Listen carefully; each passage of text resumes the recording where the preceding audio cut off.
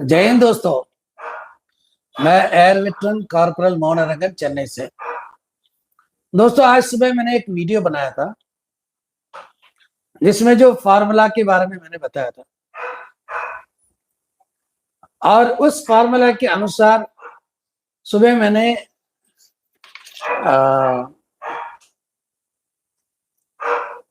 शहीद परिवार और विकलांग परिवार के बारे में बात किया। दोस्तों अभी मैं आपको एक ऑडियो सुनाना चाहता हूं। वो ऑडियो क्योंकि मैं वीडियो नहीं दिखा सकता हूं इसलिए मैं आपको ऑडियो सुनाता हूं, फिर बाद में मैं अपना मैसेज कंटिन्यू करूंगा।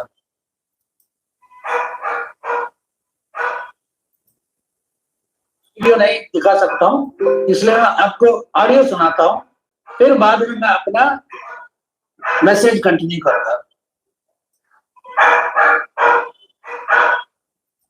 ध्यान दे पर्सन वीडियो नहीं दिखा सकता हूं इसलिए मैं आपको ऑडियो सुनाता हूं, फिर बाद में मैं अपना हमारी लड़ाई हमेशा से ओवर्स की, वीर नारियों की, फिर जैसियों की, और उसके बाद अगर कुछ बचेगा तो आप सबको याद होगा कि जंतर मंतर से ना तो मैंने कभी अफसरों का नाम लिया है ना जनरल सत्ती ने कभी अफसरों का नाम लिया, लेकिन मुझे खुशी इस बात की है कि इस लड़ाई में बढ़ चढ़कर जितना आप लोग आए उतना अफसर भी आए।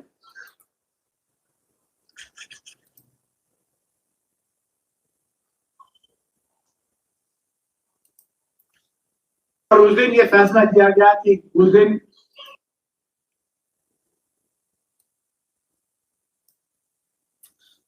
दोस्तों फिर से सुनिए आवाज। 96% कुमार संजीव है, अफसर सिर्फ 4%। तो हमारी लड़ाई हमेशा से ओवर्स की, वीर नारियों की, फिर जैसियों की, और उसके बाद अगर कुछ बचेगा तो आप सब आपने सुन लिया ना। ये हमारी लड़ाई सबसे पहले अदर रैंक्स, वीर नारी और उसके बाद जेसीओस, फिर लास्ट में हम ऑफिसर्स की भलाई के लिए हम लड़ रहे हैं। एक ऐसे मतलब एक अफसर है जो शुरू से इसमें वार ओपी में लगे हुए हैं। ये 2 साल पुराने वीडियो है।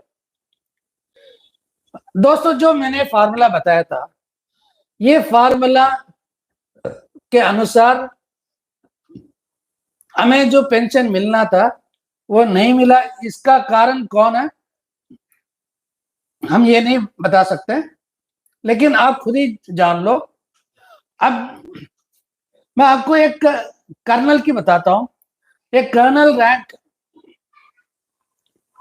क्योंकि जो अभी बात कर रहे थे ये कर्नल की बराबर है, तो इसलिए जो है सबसे पहले कर्नल का लेते हैं।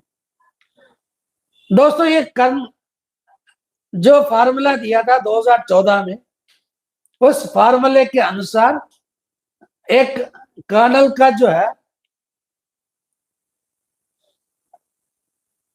चीफ ऑफ आर्मी स्टाफ का पेंशन है, उसमें 65% बनता है, और वो 65% के हिसाब से एक कर्नल का बनेगा 1/7/2014 से पेंशन 31,000 29,000 31,500 31,500 बनेगा 1/7/2014 से। दोस्तों उसके बाद जो है सीधा 7th पे कमीशन आ जाएगा। मल्टीप्लिकेशन फैक्टर 2.57 के हिसाब से। लेकिन फिर फार्मूला चेंज हो जाता है। 2016 में जो हमारे चीफ ऑफ आर्मी स्टाफ का जो पेंशन 1,25,000 रुपए, अगर आप उसका 65% निकालोगे तो उसका बनेगा 87,500 बनेगा। ये 7th पे कमीशन दोस्तों अभी आप 7th पे कमीशन के बाद आएगा तो 8th पे कमीशन आना चाहिए, तो तब तक यही चलेगा, यानी कि 87,500 मैं जो बता रहा हूं फार्मूला के अनुसार। तो जब इतना मतलब 87,500 की जगह पे हमारे कर्नल साहब का कितना बना है, उसके बदले में अभी OROP3 भी मिल गया ना, तो OROP3 में जो है एक कर्नल का बना है 1,15,700, 1,15,700।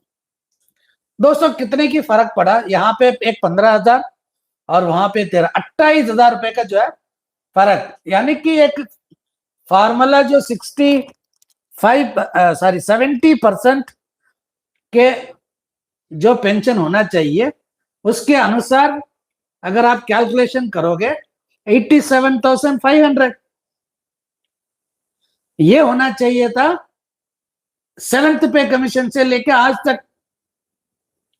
और यही आप कंपेयर करो एक सिपाही का, सिपाही का जो है 45,000 का 25% बनता है 11,250, 11,250 एक साथ 2014 से।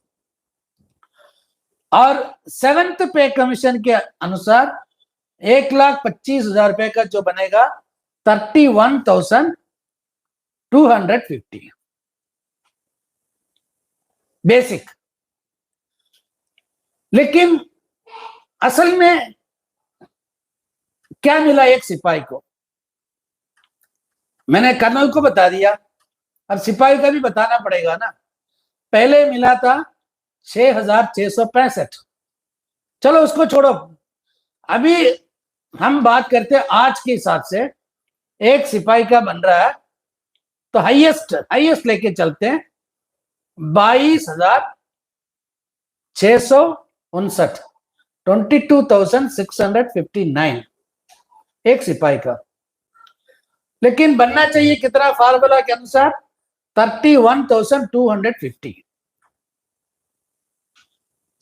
जब तक आप इसको है ना ठंडे दिमाग से नहीं सोचोगे आपके समझ में आएगा ही नहीं। मैं आपको एक नक्शल में बताता हूं, एक कर्नल का जो है फुल, क्योंकि इसमें कोई लेंथ ऑफ सर्विस नहीं है, कर्नल मतलब कर्नल, सिपाही मतलब सिपाही, कोई लेंथ ऑफ सर्विस नहीं है, कोई ग्रुप नहीं है, कोई MSP कुछ भी नहीं है। तो ये कर्नल का जो है जब 31,500 जब उनका बनता है, वहां पे कितना मिला था OROP1 में, आपको ये सबसे पहले यही देखना था OROP1 में एक कर्नल को कितना मिला था। क्योंकि हमारे अफसर साहिबान कहते हैं ना कि हम लड़ते हैं सिर्फ और सिर्फ जवान JCO वीर नारियों के लिए। तो जवान JCO वीर नारी के लिए लड़ते हैं, तो वीर नारी को क्या मिला, जवान को क्या मिला, JCO को क्या मिला, इसके बारे में तो कोई सोचता नहीं है। क्योंकि किसी को सभी है ना अपने अपने पेंशन के बारे में सोचते हैं, लेकिन ओवरऑल नहीं सोचते। इसी का फायदा नाजायज फायदा उठाते हैं सारे के सारे। क्योंकि आप लोगों को कोई मतलब जागरूक नहीं कर सकता। आप तो आप आंखें होते हुए भी अंधे हो, और आपका कान है लेकिन फिर भी आप बहरे हो। मैं इसलिए बता रहा हूं ना, 8वें पे कमीशन अभी तक गठित नहीं किया, और 2026 के बाद आएगा 8वें पे कमीशन, और लागू पता नहीं 2030 तक भी हो सकता है, 2028 में भी आ सकता है। लेकिन उसके बारे में अभी वीडियो डालना स्टार्ट कर दिया लोगों ने, और वीडियो डालने के तुरंत आधा घंटा 1 घंटे के अंदर 4,000-5,000 लोग देखते हैं। लेकिन जो काम का चीज वीडियो है, जिसके लिए हमें लड़ना है, वो जो है आप उसके बारे में कभी भी सोचते भी नहीं है, कभी नहीं सोचते। दोस्तों एक कर्नल का जो है मैंने बताया था 31,500 होना चाहिए था, लेकिन कर्नल का कितना मिला है? 36,130, यानी कि 5,000 रुपए के आसपास जो है कर्नल को एक्स्ट्रा मिला वार OP1 में। तो इसी की वजह से जो है हर जगह वो आगे लेते जा रहा था। यहीं पे जो है हमारे सिपाही, जो सिपाही जो है उसका भी हम पूरा सर्विस ले लेते हैं। पूरा सर्विस के अनुसार एक सिपाही ने क्या लिया है? 7,070, उतना तो कर ही नहीं सकता, सबसे ज्यादा 6,875, यानी कि एक 22 साल का जो सिपाही है उनको मिला था 6,875, लेकिन मिलना कितना था? 11,250। और इसमें जो नुकसान हुआ उसको ये कौन भरेगा? अब ये हमारे जो आपने जो ऑडियो सुना है, हमारी लड़ाई अदर रैंक्स, वीर नारीस, और उसके बाद जेसीओस का, फिर जो कुछ बचेगा तो ऑफिसर्स के लिए। दोस्तों अभी आपके समझ में आया होगा कि मैं क्या बताना चाहता हूं। इससे ज्यादा जो है मैं नायक रैंक में और भी ज्यादा बता सकता हूं, लेकिन पहले बताया ना, आंख होते हुए भी आप अंधे हो, दोनों कान हैं लेकिन बहरे हो। आप आपके जैसे लालची इंसान मैंने कभी देखा नहीं है। हक के लिए जो लड़ने के लिए जो आगे नहीं आता ना, वो कोई चीज नहीं पा सकता, और उसको कुछ मिलने का भी कोई उम्मीद नहीं है, और वो मतलब मांगने का भी उसको कोई अधिकार नहीं है। आपका हक है, लेकिन आप मांग नहीं सकते हो क्योंकि आप लालच इंसान हो। मुझे दुख होता है ये बात कहने में। 2014 में हमारे साथ जो अन्याय हुआ, यही फार्मूला ठीक था, यही फार्मूला ठीक था। इसी के अनुसार जो है मैंने सिपाही का बताया, कर्नल का बताया। मैं अगला वीडियो बताऊंगा एक नायक और एक ब्रिगेडियर का। तब तक के लिए जय हिंद, वंदे मातरम, भारत माता की जय।